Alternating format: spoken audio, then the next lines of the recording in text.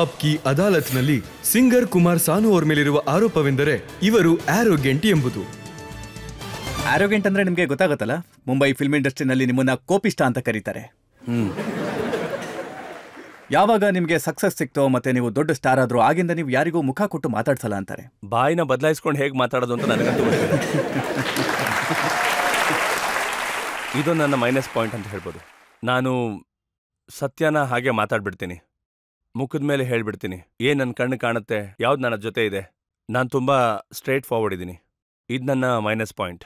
ಇವತ್ತಿನ ಜಮಾನದಲ್ಲಿ ಇದನ್ನ minus point ಅಂತ ಕರೀತಾರೆ. ಐ ಆಮ್ ಸಾರಿ, ಮೇಲ್ಗಡೆ ಕೇಳಿಸ್ಕೊತಾ ಇರ್ಬೋದು. ಅದೇನೇ ಆದ್ರೂ ಇದು ಮೈನಸ್ ಪಾಯಿಂಟೇ. ಹಾಗಾಗಿ ಇದೆಲ್ಲ ಇದೆ.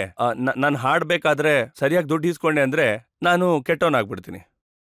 ಸರಿಯಾದ ದುಡ್ಡಲ್ಲ, ನೀವು ತುಂಬಾ ಜಾಸ್ತಿ. ಇಲ್ಲ, ಸರಿಯಾದ ಹಣ ಇಸ್ಕೋತೀನಿ ಅಷ್ಟೇ, ತುಂಬಾ ದುಡ್ಡೆಲ್ಲ ಕೇಳಲ್ಲ. ಆದ್ರೆ ವಿಷಯ ಏನು ಅಂದ್ರೆ ನಾನೇನಾದ್ರೂ ನನ್ಗೆ ಇಷ್ಟ ಆಗದಿರೋದನ್ನ ಅವ್ರ ಹತ್ರ ಹೇಳಿದೆ ಅನ್ಕೊಳ್ಳಿ, ಅದರಿಂದ ನಾನು ಕೆಟ್ಟವನಾಗ್ಬಿಡ್ತೀನಿ. ನೀವು ಬಂದ ನಂತರ ಫಿಲ್ಮ್ ಇಂಡಸ್ಟ್ರಿನಲ್ಲಿ ಸಿಂಗರ್ಗಳ ರೇಟ್ ತುಂಬಾ ಜಾಸ್ತಿ ಆಯ್ತು ನಿಮ್ಮಿಂದಾಗಿ. ಯಾಕಂದ್ರೆ ನೀವು ಪಾಪ್ಯುಲರ್ ಆಗಿದ್ರಿ, ಹಿಟ್ ಆಗಿದ್ರಿ, ಮತ್ತೆ ನೀವು ಬಾಯಿಗೆ ಬಂದಿದ್ದೆ ಬೆಲೆ ಹೇಳ್ತಾ ಇದ್ರಿ. ಇದರಲ್ಲಿ ತುಂಬಾ ವಿಷಯಗಳನ್ನ ಸೇರಿಸ್ಬಿಟ್ಟಿದ್ದಾರೆ. ನಾನು ತುಂಬಾ ಬೇಗ ಹಾಡುಗಳನ್ನ ಮುಗಿಸ್ಬಿಡ್ತಿದ್ದೆ, ತುಂಬಾ ಫಾಸ್ಟ್. ಅಂದ್ರೆ 10 ನಿಮಿಷದಲ್ಲಿ 15 ನಿಮಿಷದಲ್ಲಿ ಯಾವುದೇ ಹಾಡಾದ್ರೂ ಮುಗಿಸ್ಬಿಡ್ತಿದ್ದೆ. ಇದು ಒಂದು ಪ್ರಾಬ್ಲಮ್ಸ್ ತರ ಕಾಣಿಸ್ಬಿಡ್ತು. ಯಾಕಂದ್ರೆ ಮ್ಯೂಸಿಕ್ ಡೈರೆಕ್ಟರ್ಸ್ ಎಲ್ಲ ಒಂದು 2 ತಿಂಗಳು ತಗೋತಿದ್ರು ಸಾಂಗ್ನ ಮಾಡೋದಕ್ಕೆ. ಇದನ್ನ ಬಂದು ಅರ್ಧ ಗಂಟೆಲಿ ಹಾಡಿ ಕುಮಾರಸ್ವಾಮಿ ಹೇಗೆ ವಾಪಸ್ ಹೋದ್ರು ಅಂತ, ಇದು ಎಲ್ರಿಗೂ ಕಷ್ಟ ಆಗೋಕ್ ಶುರು ಆಯ್ತು. ಇದು ನನ್ನ ಇನ್ನೊಂದು ಮೈನಸ್ ಪಾಯಿಂಟ್ ಅಂತ ಹೇಳ್ಬೋದು. ನನ್ ಸ್ವಲ್ಪ ಬ್ರೈನ್ ಫಾಸ್ಟ್ ಆಗಿ ಓಡುತ್ತೆ, ಏನಿದು ಪಿಕಪಿಂಗ್ ಪವರ್ ಅಂತ ಹೇಳ್ತೀವಲ್ಲ, ಅದು ಹಾಡೋದ್ರಲ್ಲಿ. ಮತ್ತೆ ಇದು ಕೆಲವು ಮ್ಯೂಸಿಕ್ ಡೈರೆಕ್ಟರ್ಸ್ಗೆ ಒಂಥರ ಈಗೋ ಪ್ರಾಬ್ಲಮ್ ಆಗ್ಬಿಡ್ತಾ ಇತ್ತು. ನಿಮ್ಮ ಈಗೋ ಪ್ರಾಬ್ಲಮ್ ಬಗ್ಗೆ ನಾನು ಕೇಳ್ಪಟ್ಟಿದ್ದೆ. ಯಾವ ವ್ಯಕ್ತಿ ನಿಮಗೆ ಸಹಾಯ ಮಾಡಿದ್ರಲ್ಲ, ನದೀಮ್ ಬಗ್ಗೆ ಮಾತಾಡ್ತಾ ಇದ್ದೀನಿ ನಾನು. ಅವರ ಮೂಲಕ ನೀವು ಸೂಪರ್ ಹಿಟ್ ಸಿಂಗರ್ ಆದ್ರಿ. ಆಮೇಲೆ ನೀವು ಸಕ್ಸಸ್ ಆದ ನಂತರ ನೀವು ಅವರಿಗೆ ಕಣ್ಣು ತೋರಿಸೋದಕ್ಕೆ ಶುರು ಮಾಡಿದ್ರಿ.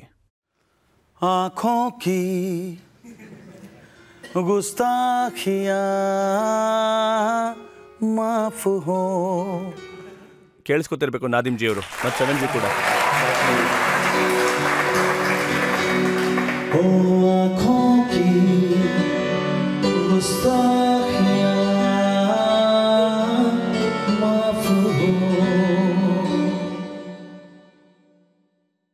ನನ್ನ ದಯವಿಟ್ಟು ಕ್ಷಮಿಸಿ. ಆದ್ರೆ ಅದು ಯಾರನ್ನು ಸೃಷ್ಟಿ ಮಾಡಲ್ಲ. ಯಾರು ಹುಟ್ಕೋತಾನೆ ಅದು ಇವ್ರುಗಳಿಂದ. All because of public. ಇವರೇ ನಮ್ಮಂತವ್ರನ್ನ ಹುಟ್ಟಾಕೋದು, ಇವರೇ ನಮ್ಮನ್ನ ಬೀಳ್ಸೋದು ಕೂಡ. ಈಗ ನದೀಮ್ ಶ್ರವಣ್ ಜಿ ಅವರು ನನ್ನನ್ನ ಹುಟ್ಟಾಕಿದ್ರು ಅಥವಾ ನಾನು ಅವ್ರನ್ನ ಹುಟ್ಟಾಕ್ದೆ, ಈ ಮಾತು ಯಾರು ಹೇಳೋದಕ್ಕಾಗಲ್ಲ, ಸರಿ ಅಲ್ವಾ? ಯಾಕಂದ್ರೆ ನಾವು ನದೀಮ್ ಶ್ರವಣ್ ಅವರು ಬಹಳ ಹಿಂದೆಯಿಂದ ಫಿಲ್ಮ್ ಇಂಡಸ್ಟ್ರಿನಲ್ಲಿದ್ರು. ಅವರು 14 ವರ್ಷದಿಂದ ಇದ್ದಾರೆ. ಆಶಿಕ್ ಅವರು ಕೂಡ 14 ವರ್ಷದಿಂದ ಇದ್ದಾರೆ. ಅವ್ರು ನನಗೂ ಗೊತ್ತಿರಲಿಲ್ಲ, ನಿಮ್ಗೂ ಗೊತ್ತಿರಲಿಲ್ಲ.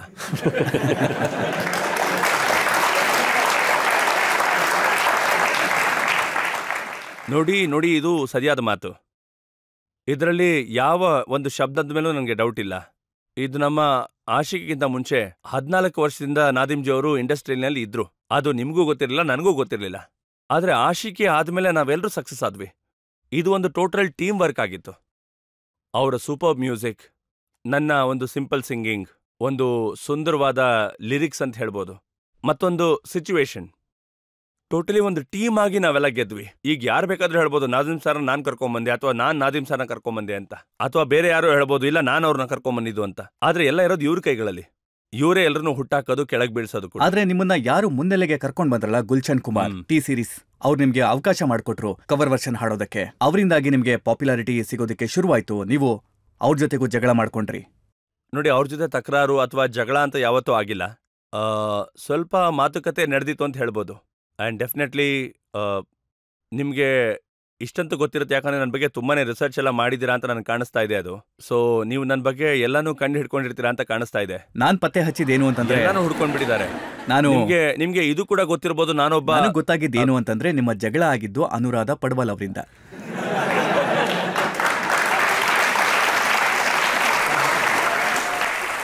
Gulshan G is a nice man. ಜಗಳ ಯಾವ ವಿಷಯಕ್ಕೆ ಬೇಕಾದ್ರೂ ಆಗಿರ್ಬೋದು. ನಿಮಗೆ ಗೊತ್ತಿದೆ ನಾನು ಎಂಥ ಮನುಷ್ಯ ಅಂತ. ನಾನು ಇಂಡಸ್ಟ್ರಿಯಲ್ಲಿ ಯಾವತ್ತೂ ಈ ಡಾಮಿನೇಟ್ ಅನ್ನೋ ಪದನ ಯೂಸ್ ಮಾಡ್ತಾರಲ್ಲ ತುಂಬ, ಅದನ್ನ ನಾನು ಯಾವತ್ತೂ ಉಪಯೋಗಿಸೋಕ್ಕೆ ಪ್ರಯತ್ನ ಪಡಲೇ ಇಲ್ಲ, ಸಾಯೋವರೆಗೂ ಮಾಡೋದು ಇಲ್ಲ. ನಂದು ಅಂತ ಇರೋದು ನೇರವಾಗಿ ಮಾತಾಡೋದು, ನೇರವಾಗಿ ಉತ್ತರ ಕೊಡೋದು. ಆ ವಿಷಯ ನನ್ನ ಬ್ಲಡ್ಡಲ್ಲೇ ಇದೆ. ಅದ್ರ ಬಗ್ಗೆ ನಾನೇನು ಮಾಡೋದಕ್ಕೆ ಆಗೋದೇ ಇಲ್ಲ. ನಾನು ಹೇಗಾಗ್ಬಿಟ್ಟಿದ್ದೀನಿ ಅಂದರೆ, ಇದನ್ನ ನನ್ನಿಂದ ಬದಲಾಯಿಸ್ಕೊಳಕ್ ಆಗ್ತಾನೆ ಇಲ್ಲ.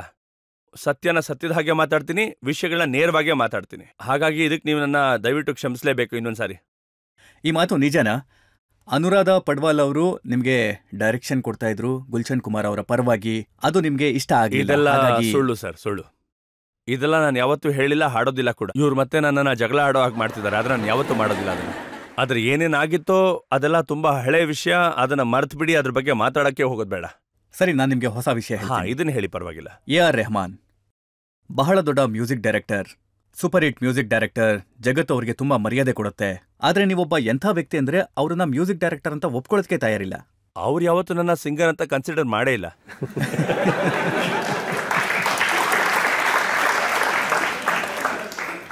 ಅವ್ರನ್ನ ಸಿಂಗರ್ ಅಂತ ಯಾವತ್ತೂ ಅನ್ಕೊಂಡಿಲ್ಲ ಅಲ್ವಾ? ಇಲ್ಲಾಂದ್ರೆ ಆಡಿಸ್ತಾ ಇದ್ರು ಯಾವ್ದಾರ ಸಾಂಗ್. ಅವ್ರಿಗೆ ಅನ್ಸಿರ್ಬೇಕು Kumaraswamy is not a singer, ಪರವಾಗಿಲ್ಲ ಬಿಡಿ. ಅವ್ರು ಯಾವಾಗ ಕರೆದು ನಾನು ಹೋಗಿ ಹಾಡ್ತೀನಿ. ಆದ್ರೂ ನಾನು ಅವ್ರ ಸಿನಿಮಾಗೆ ಹಾಡಿದ್ದೀನಿ ಅನ್ಸುತ್ತೆ, ಕಬಿನಾ ಕಬಿ. ಯಾವ ಹಾಡು ಹಾಡಿದ್ರಿ ನೀವು? ಯಾವ್ದೋ ಒಂದು ಹಾಡಿದ್ಯಲ್ಲ, ಅದು ಯಾವ್ದದು? ನನಗೆ ನೆನಪಾಗ್ತಾ ಇಲ್ಲ. ನಿಮ್ಮಲ್ಲಿ ಯಾರಿಗಾದ್ರೂ ಆ ಹಾಡು ನೆನಪಿದ್ಯಾ? ಅದು ನನಗೆ ನೆನಪಿಲ್ಲ ಅಂದ್ರೆ ನಿಮ್ಗೆ ನೆನಪಿರಕ್ಕೆ ಹೇಗೆ ಸಾಧ್ಯ? ಇದರಿಂದ ಏನು ಗೊತ್ತಾಗುತ್ತೆ ಅಂದ್ರೆ, ನೀವು AR ರೆಹಮಾನ್ ಜೊತೆ ಹಾಡು ಹಾಡಿದ್ರೆ ಆ ಹಾಡಿನ ಗತಿ ಏನಾಗುತ್ತೆ? ಒಂದು ಹಾಡಿದ್ದೀನಿ, ಒಂದೇ ಒಂದು ಹಾಡಿದ್ದೀನಿ. ಯಾಕೆ ನೆನಪಾಗ್ತಾ ಇಲ್ಲ? ಯಾಕೆ ನೆನಪಾಗ್ತಿಲ್ಲ ಇದು? ಇದರ ಕಾರಣ ಏನಿರ್ಬೋದು? ರೆಹಮಾನ್ ಅವರು ನಿಮ್ಮನ್ನ ಹಾಡು ಹಾಡೋದಕ್ಕೆ ಕರೀದೇ ಇರೋದಕ್ಕೆ, ನೀವು ಅವ್ರ ಜೊತೆ ಹಾಡು ಹಾಡೋದಕ್ಕೆ ಆಗದೆ ಇರೋದಕ್ಕೆ ಏನ್? ನಾನು ರೆಡಿದ್ದೀನಿ, ಕಾಯ್ತಾ ಕೂತಿದ್ದೀನಿ. ಈಗಲೇ ಕರೆದ್ರು ಈಗಲೇ ಎಲ್ಲಿಂದ ಹೊರಟ್ಬಿಡ್ತೀನಿ. ರೆಹಮಾನ್ ಸರ್ ನೋಡ್ತಾ ಇದ್ದೀರಲ್ವಾ, ನೀವು ನನ್ನ ಈಗ ಕರೆದು ಈಗಲೇ ಬಂದು ಹಾಡ್ತೀನಿ ನಿಮಗೋಸ್ಕರ.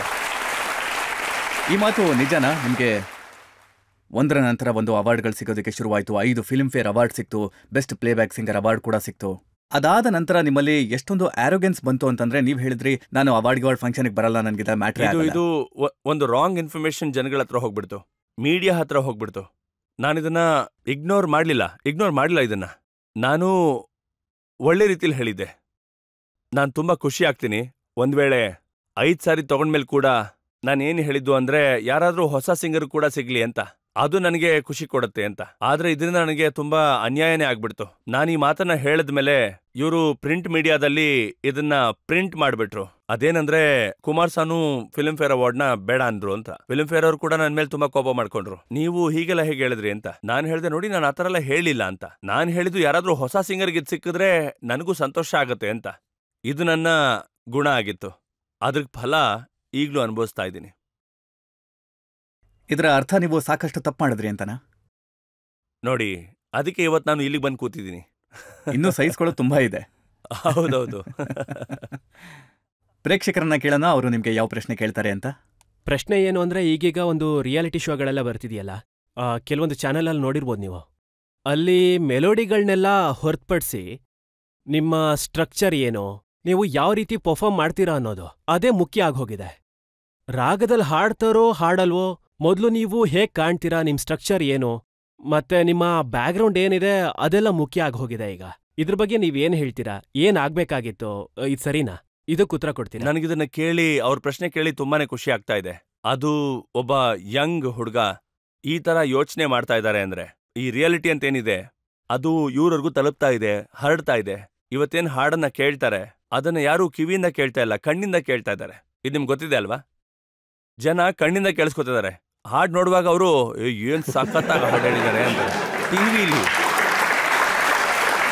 C, this is the thing.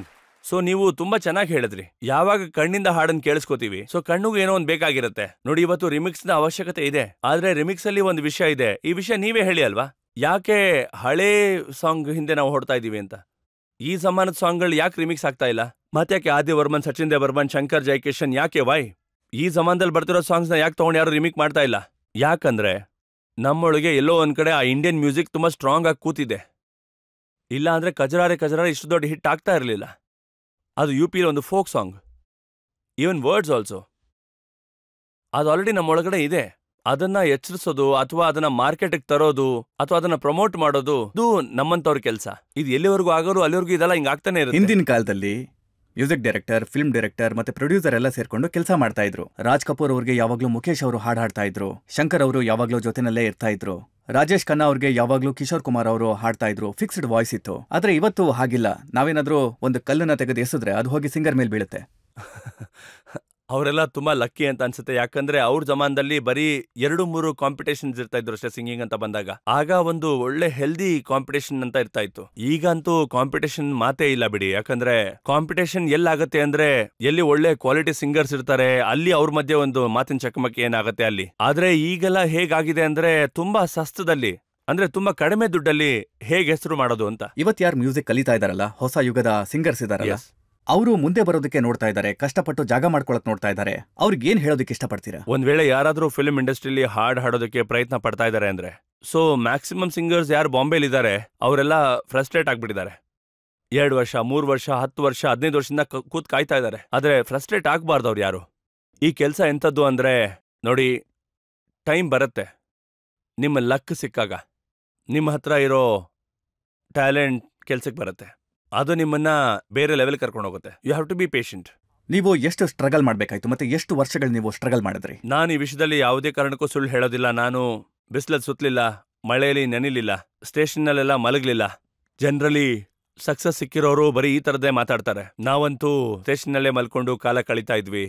ಇಲ್ಲ, ನಾನು ಬಾಂಬೆಗೆ ಯಾವತ್ತು ಬಂದೋ ಅಲ್ಲಿಂದ ಒಂದು 6-7 ದಿನದಲ್ಲಿ ನನಗೆ ಹೋಟೆಲ್ ಕೆಲಸ ಮಾಡೋ ಕೆಲಸ ಸಿಕ್ತು. ನಾನು ಹೋಟೆಲ್ ಸಿಂಗರ್ ಆಗಿದೆ ಮುಂಚೆ. ನಾನು ಕ್ಯಾಲ್ಕಟಾಲ್ ಶುರು ಮಾಡಿದ್ದು. ಕ್ಯಾಲ್ಕಟಾಲಿ ವಿನೀತ್ ಅಂತ ಒಂದು ಹೋಟೆಲ್ ಇತ್ತು, ಪ್ರಾಬ್ಲಿ ಇವತ್ತು ಇದೆ ಅನ್ಸುತ್ತೆ. ನಾನು ಅಲ್ಲಿ ಹಾಡೋದಕ್ಕೆ ಶುರು ಮಾಡಿದ್ದು. ಅದಾದ್ಮೇಲೆ ಇಲ್ಲೇ ಚಂಬೂರಲ್ಲಿ ಪ್ರೀತಿ ರೆಸ್ಟೋರೆಂಟ್ ಅಂತ ಒಂದಿದೆ, ಅಲ್ಲಿ ನಾನು ಹಾಡುಗಳನ್ನ ಹಾಡ್ತಾ ಇದ್ದೆ. ಅಂಡ್ ಅಶೋಕ್ ಜಿ, ನೀವು ಇದನ್ನ ನೋಡ್ತಾ ಇರ್ತೀರ ಅನ್ಸುತ್ತೆ, ಅಶೋಕ್ ಸೇಟ್ ಅವ್ರ ಹೆಸರಾಗಿತ್ತು. ಅಶೋಕ್ ಜಿ ಕಾರ್ಯಕ್ರಮನ ನೋಡ್ಬೋದು ಅನ್ಸುತ್ತೆ. ಅವರ ರೆಸ್ಟೋರೆಂಟ್ ಅಲ್ಲಿ ಕೂಡ ನಾನು ಹಾಡುಗಳನ್ನ ಹಾಡ್ತಾ ಇದ್ದೆ. ಅದಾದ್ಮೇಲೆ ಪ್ರತಿ ಹಾಡು ಹಾಡೋದಕ್ಕೂ ನಮಗೆ ತುಂಬಾ ದುಡ್ಡು ಸಿಗ್ತಾ ಇತ್ತು. ಇದನ್ನ ಟಿಪ್ಸ್ ಅಂತ ಕರೀತಾರೆ, ನಿಮ್ಗೆಲ್ಲ ಗೊತ್ತೇ ಇರುತ್ತೆ ಬಿಡಿ, ನೀವು ಕೊಡ್ತೀರಾ ಅನ್ಸುತ್ತೆ ಹೋಟೆಲ್ಗೆ ಅಲ್ಲಿ ಇಲ್ಲಿ ಹೋದಾಗ. ಸೊ ನನಗೂ ಕೂಡ ತುಂಬಾ ಟಿಪ್ಸ್ ಸಿಗ್ತಾ ಇತ್ತು. ಆ ದುಡ್ಡಿನ ನಾನು ಟ್ಯಾಕ್ಸಿಲಿ ಕೂತ್ಕೊಂಡು ಕಲ್ಲಂಜಿ ಅವ್ರ ಮನೆಗೆ, ಜಗದೀಶ್ ಜಿ ಮನೆಗೆ, ರಾಜೇಶ್ ಜಿ ಮನೆಗೆ ಟ್ಯಾಕ್ಸಿಲಿ ಓಡಾಡ್ತಾ ಇದ್ದೆ ಮತ್ತು ಒಳ್ಳೆ ಊಟ ಮಾಡ್ತಾ ಇದ್ದೆ. ನಿಮ್ಗೆ ಮೊದಲನೇ ಚಾನ್ಸ್ ಯಾರು ಕೊಟ್ರು? ಮೊದಲನೇ ಚಾನ್ಸ್ ನನಗೆ ಬಾಂಬೆಯಲ್ಲಿ ಜಗದೀಶ್ ಜಿ ಅವ್ರು ಕೊಟ್ಟಿದ್ದು. ಅವ್ರು ನನಗೆ ಒಂದು ಅವಕಾಶ ಕೊಟ್ರು. ಅದು ಒಂದು ಸುಂದರವಾದ ಕತೆ ಅಂತ ಹೇಳ್ಬೋದು. ನಾನು ಹೇಳ? ಹಾ, ಖಂಡಿತ ಹೇಳಿ. ನಾನು ಅದು ವೆಸ್ಟರ್ನ್ ಔಟ್ಡೋರ್ ಅಂತ ಒಂದು ಸ್ಟುಡಿಯೋ ಇದೆ ಬಾಂಬೆಯಲ್ಲಿ. ವೆಸ್ಟರ್ನ್ ಔಟ್ಡೋರಲ್ಲಿ ನಾನು ನನ್ನ ಡೆಮೋ ಕ್ಯಾಸೆಟ್ ಮಾಡಿಸ್ತಾ ಇದ್ದೆ, ಕಿಶೋರ್ ದಾ ಅವರ ಒಂದಷ್ಟು ಸಾಂಗ್ಸ್ಗಳನ್ನ. ಆಗ ಅಲ್ಲಿಗೆ ಜಗದೀಶ್ ಜಿ ಸರ್ ಬಂದಿದ್ರು. ಮತ್ತು ಅವ್ರು ಬಂದು ಅಲ್ಲಿ ಎಲ್ಲರೂ ಕೇಳಿದ್ರು ಯಾರು ಹಾಡ್ತಿರೋದು ಅಂತ. ಆಗ ಸೂದ್ ಸಾಬ್ ರೆಕಾರ್ಡಿಸ್ಟ್ ಆಗಿದ್ರು. ಅವ್ರು ಹೇಳಿದ್ರು ಬೆಂಗಾಲಿಂದ ಯಾರೋ ಒಬ್ಬ ಹುಡುಗ ಬಂದಿದ್ದಾನೆ, ಸಾನು ಅಂತ ಅವನ ಹೆಸರು, ಅವನು ಹಾಡ್ತಿದ್ದಾನೆ, ಅವನು ಸ್ವಲ್ಪ ಕರಿ ಅಂದ್ರು. ನಾನಾಗ ಅಲ್ಲಿಗೆ ಬಂದು ಅವ್ರನ್ನ ಮಾತಾಡಿಸ್ದೆ. ಅವ್ರಿಗೆ ನಾನು ಹಾಡಿದ್ದು ಇಷ್ಟ ಆಯಿತು. ನಾನು ಅವ್ರಿಗೆ ತುಂಬ ದೊಡ್ಡ ಫ್ಯಾನ್ ಆಗಿದ್ದೆ ಗಜಲ್ ಅಂತ ಬಂದಾಗ. ಆದಮೇಲೆ ಅವ್ರನ್ನ ಮನೆಗೆ ಕರೆದ್ರು. ಅವ್ರು ಹೇಳಿದ್ರು ಒಂದು ಕೆಲಸ ಮಾಡು, ನಾಳೆ ಬೆಳಗ್ಗೆನೆ ಮನೆಗೆ ಬಂದ್ಬಿಡು ಅಂದರು. ನಾನು ಹೋದೆ. ಹೋದ ಕೂಡಲೇ ಕೈಗೊಂದು ಪೇಪರ್ ಕೊಟ್ಟು ಹಿಂದಿ ಓದಕ್ಕೆ ಬರುತ್ತಾ ಅಂದರು. ನಾನು ಸ್ವಲ್ಪ ಓದಕ್ಕೆ ಬರುತ್ತೆ ಅಂತ ಹೇಳಿದ್ದೆ. ಅದನ್ನು ಓದ್ದೆ. ಸರಿ, ಈ ಹಾಡು ಕಲ್ತ್ಕೊ ಅಂತಂದ್ರು. ನನಗೆ ಆ ಹಾಡು ಗೊತ್ತೇ ಇರಲಿಲ್ಲ, ಅಂದರೆ ಅಲ್ಲಿವರೆಗೂ.